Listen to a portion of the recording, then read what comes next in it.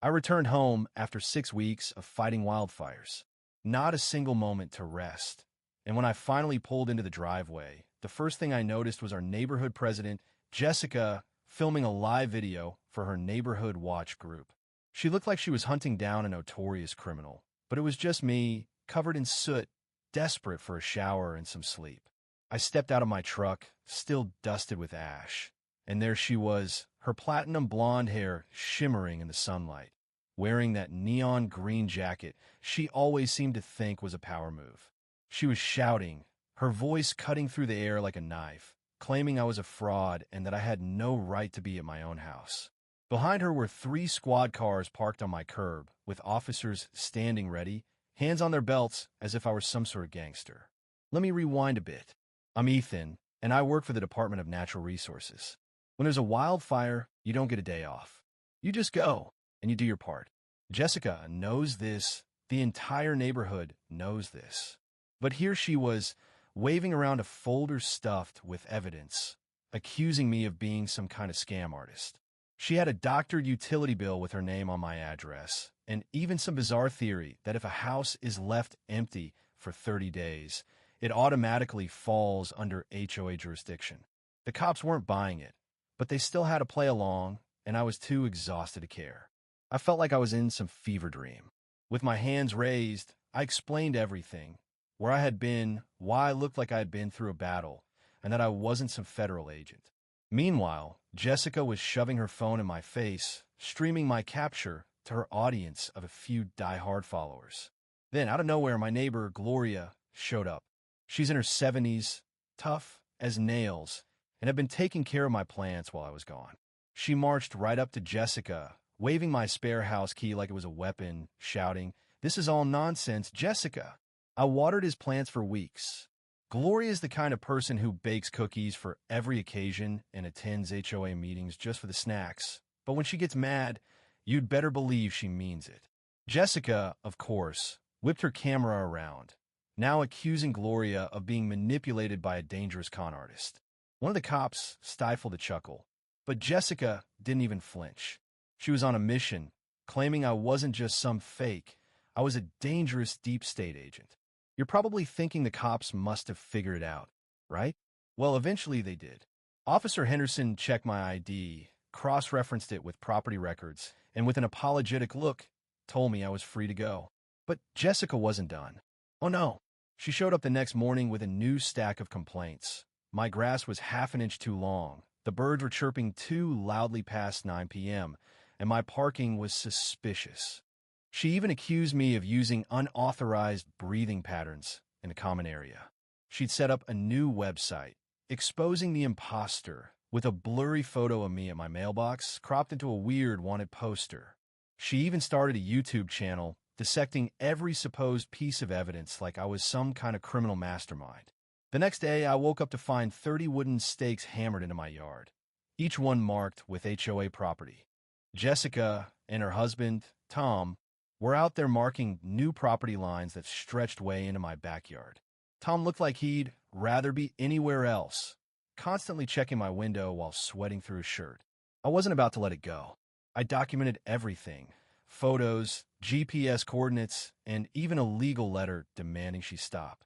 3 hours later, Jessica was live streaming her reaction, burning my cease and desist letter in front of her camera. Later that night, Gloria caught me by the fence, whispering like we were in a spy movie. She handed me an old newspaper clipping about Jessica's grandfather who'd lost a massive amount of money at a casino years ago. Instead of facing the loss, the family had blamed the government. It clicked for me. This wasn't about bylaws or property. This was about Jessica's family history, an old grudge she'd carried forward. It had turned her into the self-appointed sheriff of a neighborhood no one else really cared about. The next morning, as I started taking down the stakes, Jessica called the cops again. This time, she claimed I was destroying HOA property and moving weapons into my shed. I looked at my shed and almost laughed. Inside, there were just a rake, a shovel, and some grass seed. The cops rolled up SWAT style like it was a drug bust. News helicopters hovered overhead, mostly just for a traffic update, but Jessica swore it was related to her. I stood there, watering can in hand, as tactical units surrounded my shed. When they opened it, they found nothing but garden tools. Officer Henderson, clearly exhausted, looked like he just wanted to go home. Jessica, desperate, grabbed my ID and tried to convince the officers that BLM stood for Black Lives Matter, not the Bureau of Land Management. She tried bending it in front of them to prove I was fake. At that point, Officer Henderson lost it, checked federal databases, and bluntly told her, "Ma'am, he's exactly who he says he is." You'd think that would be the end of it, right? Wrong.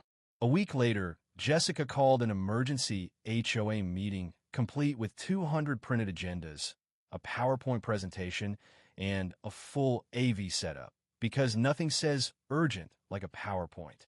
I showed up late, and the place was practically empty. There were only 15 people there, most of them just waiting for the free snacks. Gloria had popcorn, and Tom looked like he was praying for a lightning strike to save him. Jessica gave her presentation, slide after slide, showing my supposed radical reading materials, which included a gardening magazine.